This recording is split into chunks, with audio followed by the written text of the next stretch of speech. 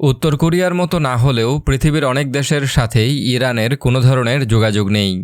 তাই ইরান পশ্চিমা বিশ্ব ও ইসরায়েলের এত বিরোধিতার পরেও কিভাবে টিকে আছে তা অনেকের কাছেই অজানা।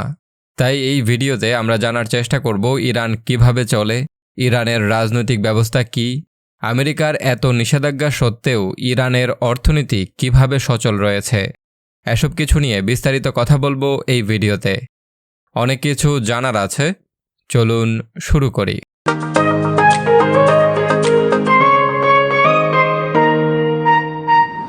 প্রথমেই সংশ্লিষ্ট মানচিত্রগুলো দেখে নেব। সারা বিশ্বের মানচিত্রে এটি হলো ইরান। ইরানের উত্তরে আর্মেনিয়া, আজারবাইজান, কাস্পিয়ান সাগর, তুর্কমেনিস্তান, পূর্বে আফগানিস্তান ও পাকিস্তান, দক্ষিণে ওমান উপসাগর, হরমুজ প্রণালী ও পারস্য উপসাগর, এবং পশ্চিমে ইরাক, উত্তর পশ্চিমে তুরস্ক, বাহরাইন, কুয়েত, ওমান, কাতার এবং সৌদি আরবের সাথে ইরানের সামুদ্রিক সীমানা রয়েছে। এখন প্রশ্ন হলো, ইরান কী ধরনের রাজনৈতিক ব্যবস্থায় চলে? প্রথমে আসে ইরানের শীর্ষ ধর্মীয় নেতার কথা। ইরানের শীর্ষ ধর্মীয় নেতা ইরানের সবচেয়ে ক্ষমতাধর ব্যক্তি। 1979 সালে ইসলামী বিপ্লবের পর থেকে দুইজন সেই চূড়ান্ত ক্ষমতার অধিকারী হয়েছেন। প্রথমজন হলেন ইসলামী ইরানের প্রতিষ্ঠাতা আয়াতুল্লাহ রুহুল্লাহ খামেনি, যিনি শাহ রেজা পাহলভীকে ক্ষমতাচ্যুত করে ক্ষমতা দখল করেন। আর দ্বিতীয়জন হলেন রুহুল্লাহ খামেনির উত্তরসূরি আয়াতুল্লাহ আলী খামেনি, যিনি এখন ইরানের সর্বোচ্চ ধর্মীয় নেতা। শীর্ষ নেতা ইরানের সেনাবাহিনীর প্রধান এবং দেশের সবগুলো নিরাপত্তা বাহিনী তার নিয়ন্ত্রণে। দেশের বিচার বিভাগের প্রধান তিনি নিয়োগ দেন এবং সেই সাথে রাষ্ট্রীয় প্রচার যন্ত্র অর্থাৎ টিভি এবং রেডিও তার নিয়ন্ত্রণে। এছাড়া শত শত কোটি ডলারের অনেকগুলো জাতীয় দাতব্য প্রতিষ্ঠান রয়েছে, যেগুলোর দায়িত্বও শীর্ষ নেতার হাতে। এসব দাতব্য প্রতিষ্ঠান ইরানের অর্থনীতির বড় একটি অংশ নিয়ন্ত্রণ করে। 1989 সালে আয়াতুল্লাহ খামেনির মৃত্যুর পর আয়াতুল্লাহ আলী খামেনি শীর্ষ নেতা নির্বাচিত হন এবং তখন থেকে দেশের শাসন ক্ষমতার ওপর কড়া নিয়ন্ত্রণ ধরে রেখেছেন তিনি। কর্তৃত্বের ওপর কোনো চ্যালেঞ্জ তিনি সহ্য করেন না। এরপরই আসে ইরানের প্রেসিডেন্টের কথা। ইরানের প্রেসিডেন্টকে জনগণের ভোটে নির্বাচিত হতে হয় এবং তার ক্ষমতার মেয়াদ 4 বছর। একজন প্রেসিডেন্ট পরপর 2 বারের বেশি নির্বাচন করতে পারেন না। ইরানের সংবিধান অনুযায়ী প্রেসিডেন্ট দেশের দ্বিতীয় শীর্ষ ক্ষমতাধর ব্যক্তি। তিনি সরকারের প্রধান এবং সংবিধানের বাস্তবায়ন তার দায়িত্ব। অভ্যন্তরীণ বিভিন্ন নীতি এবং পররাষ্ট্রনীতি প্রণয়ন এবং বাস্তবায়নে প্রেসিডেন্টের হাতে অনেক ক্ষমতা। তবে রাষ্ট্রের যে কোনো ব্যাপারে চূড়ান্ত সিদ্ধান্ত দেওয়ার ক্ষমতা শীর্ষ নেতার হাতে। তবে প্রেসিডেন্ট নির্বাচনে কে প্রার্থী হতে পারবে তা অনুমোদন করে ইরানের গার্ডিয়ান কাউন্সিল বা অভিভাবক পরিষদ। 12 সদস্যের এই কাউন্সিলে থাকেন ধর্মতত্ত্ববিদ এবং আইন বিশেষজ্ঞরা। গত নির্বাচনে 590 জন প্রার্থী হওয়ার আবেদন করেছিলেন, কিন্তু এই পরিষদ মাত্র 7 জনকে প্রার্থী হওয়ার অনুমোদন দেয়। শেষ পর্যন্ত প্রার্থী হয়েছেন মাত্র 4 জন। কোনো নারী প্রার্থীকে অনুমোদন দেওয়া হয়নি তখনকার প্রেসিডেন্ট নির্বাচনে। এরপরই আসে ইরানের পার্লামেন্টের কথা। ইরানের পার্লামেন্টের নাম মজলিস। এর আসন সংখ্যা 290টি। প্রতি 4 বছর অন্তর অন্তর মজলিসের নির্বাচন হয়। আইন তৈরি এবং জাতীয় বাজেট অনুমোদন বা প্রত্যাখ্যান করার ক্ষমতা রয়েছে পার্লামেন্টের। সেই সাথে পার্লামেন্ট সরকারের মন্ত্রী এবং প্রেসিডেন্টকে ইমপিচ বা অভিশংসন করতে পারে, অর্থাৎ তাদের ক্ষমতা থেকে সরাতে পার্লামেন্টে বিচারের মুখে দাঁড় করাতে পারে। কিন্তু পার্লামেন্টে পাশ করা আইন আবার গার্ডিয়ান কাউন্সিলকে অনুমোদন করতে হয়।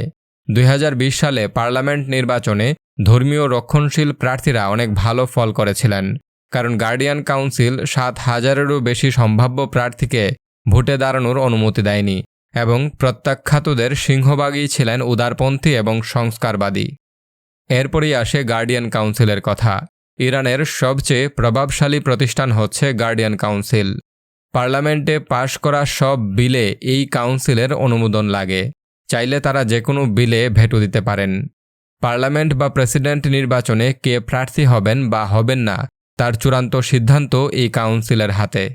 12 সদস্যের গার্ডিয়ান কাউন্সিলে থাকেন 6 জন ধর্মীয় তাত্ত্বিক, যাদের নিয়োগ করেন শীর্ষ নেতা।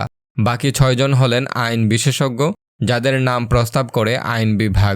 যদিও এই 6 জনের চূড়ান্ত নিয়োগ পেতে পার্লামেন্টের অনুমোদন লাগে। এরপরই আসে অ্যাসেম্বলি অব এক্সপার্টস বা বিশেষজ্ঞ পরিষদের কথা। অ্যাসেম্বলি অব এক্সপার্টস 88 সদস্যের বিশেষজ্ঞ পরিষদ। এতে থাকেন ইসলাম বিশেষজ্ঞ এবং ধর্মীয় নেতা। শীর্ষ নেতার নিয়োগ এবং তার পারফরম্যান্সের ওপর নজরদারির ক্ষমতা রয়েছে এই পরিষদের হাতে। এই পরিষদ যদি মনে করে শীর্ষ নেতা তার দায়িত্ব ঠিকমতো পালন করতে পারছেন না, তাহলে তারা তাকে ক্ষমতা থেকে সরিয়ে দিতে পারেন। অবশ্য শীর্ষ নেতার কোনো সিদ্ধান্তকে বিশেষজ্ঞ পরিষদ চ্যালেঞ্জ করেছে তার কোনো নজির এখন পর্যন্ত নেই।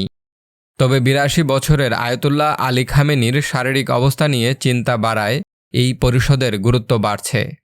আয়াতুল্লাহ আলী খামেনি যদি কাজের ক্ষমতা হারিয়ে ফেলেন বা মারা যান, গোপন ভোটে একজন নতুন শীর্ষ নেতা নির্বাচিত করবে এই বিশেষজ্ঞ পরিষদ। এই বিশেষজ্ঞ পরিষদের সদস্য নির্বাচনে প্রতি 8 বছর পর ভোট হয়। শেষবার ভোট হয়েছিল 2016 সালে। এক্সপেডিয়েন্সি কাউন্সিল এই পরিষদের অন্যতম দায়িত্ব বিভিন্ন বিষয়ে শীর্ষ নেতাকে পরামর্শ দেওয়া। তাছাড়া কোনো আইন নিয়ে পার্লামেন্ট এবং গার্ডিয়ান কাউন্সিলের মধ্যে মতবিরোধের মধ্যস্থতা করে এই পরিষদ। শীর্ষ নেতা 45 সদস্যের এই পরিষদের সদস্যদের নিয়োগ দেন। সুপরিচিত ধর্মীয়, সামাজিক এবং রাজনৈতিক ব্যক্তিত্বরাই এর সদস্য হন। প্রধান বিচারপতি ইরানের প্রধান বিচারপতিকে নিয়োগ দেন শীর্ষ নেতা। প্রধান বিচারপতি দেশের বিচার বিভাগের প্রধান। ইসলামী আইনের প্রয়োগ নিশ্চিত করাই তার দায়িত্ব। ভোটার ইরানের 8 কোটি 30 লাখ জনসংখ্যার মধ্যে ভোটার সংখ্যা 5 কোটি 80 লাখ। 18 বছর বা তার বেশি বয়সীরা ভোট দিতে পারেন। ইরানে 1979 সালে ইসলামী বিপ্লবের পর থেকে ভোটার উপস্থিতির হার 50% উপরে।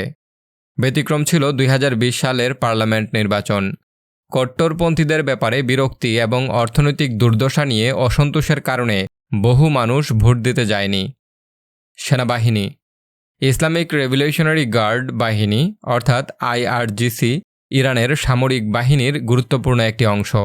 ইসলামী বিপ্লবের পরপরই ইসলামী ব্যবস্থা নিশ্চিত করতে এবং নিয়মিত সেনাবাহিনীর ক্ষমতায় ভারসাম্য নিশ্চিত করতে IRGC প্রতিষ্ঠা করা হয়।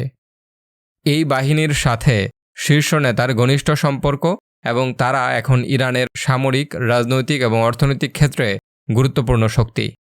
IRGCর নিজস্ব স্থল, নৌ এবং বিমান বাহিনী রয়েছে। ইরানের কৌশলগত অস্ত্রের নিয়ন্ত্রণও তাদের হাতে। প্রধানত সরকার বিরোধী অসন্তোষ সামাল দেওয়ার জন্য বাসিজ নামে যে আধাসামরিক বাহিনী ইরানে রয়েছে তার নিয়ন্ত্রণও IRGCর হাতে।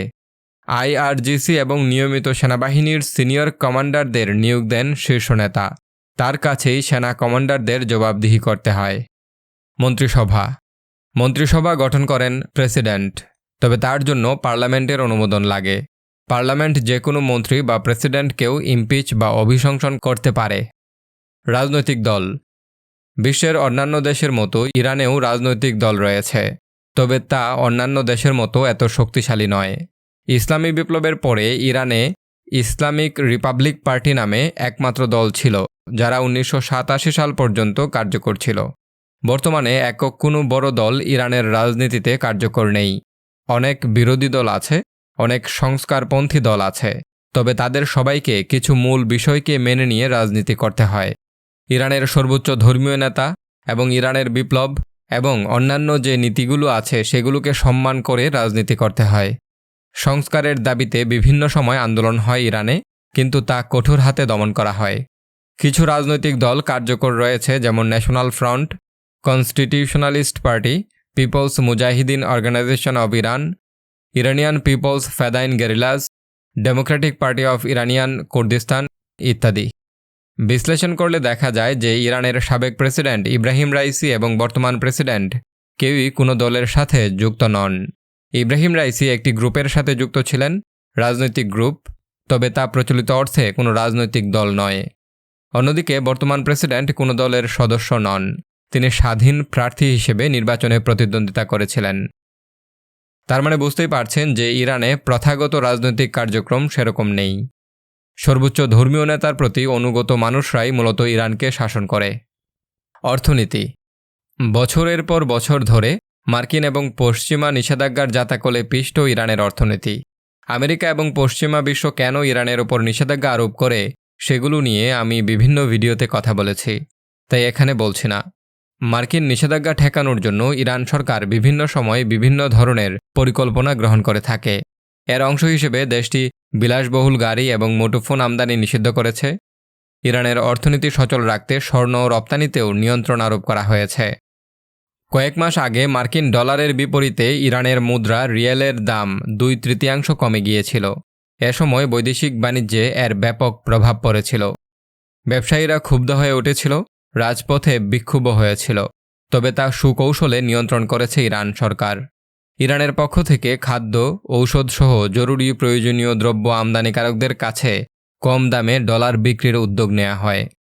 আবার যারা বিদেশ থেকে বিলাসবহুল পণ্য আনতে চান বা বিদেশে যেতে চান, তাদের সাধারণত মুদ্রা বাজার থেকেই চড়া দামে ডলার কিনতে হয়। এভাবে ভারসাম্য রক্ষার মাধ্যমে ডলারের বিরুদ্ধে রিয়ালের দাম কমলেও পরিস্থিতি নিয়ন্ত্রণে রাখার চেষ্টা করছে ইরান। ইরানি বংশোদ্ভূত অর্থনীতিবিদ মেহেরজাদ এমাদি বলেন, ইরান অন্তত 6,000 কোটি মার্কিন ডলার রিজার্ভ রেখেছে, যার পরিমাণ নাজুক অর্থনৈতিক পরিস্থিতির সীমারেখা থেকে অনেক বেশি। এছাড়াও আমরা জানি যে ইরানের অর্থনীতি মূলত তার তেল রপ্তানির উপর নির্ভর করে। ইরানের অর্থনীতি কিভাবে কাজ করে সেটি নিয়ে আরেকটি বিস্তারিত ভিডিওতে কথা বলবো। ভিডিওটি ভালো লাগলে সবার সাথে শেয়ার করুন, চ্যানেলটি সাবস্ক্রাইব করুন। ধন্যবাদ।